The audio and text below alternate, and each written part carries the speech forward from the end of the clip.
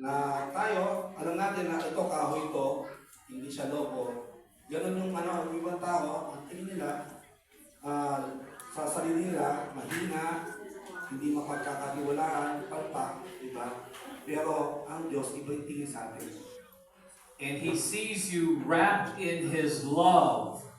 So, ang tingin ng Diyos sa atin ay yung binabalutan niya ng kanyang pamilya. Here's another question of a fact. So, isa pang tanong. If I was to take a photo of each of you in a group here, Kung ako ay kukuha ng isang picture ninyo bilang isang grupo, and you would get a copy of that picture that we just took, tapos kukuha kayo ng kopya ng picture na yun, who would be the first person you'd be looking for? sino ang una nyo titignan sa picture na yun? You.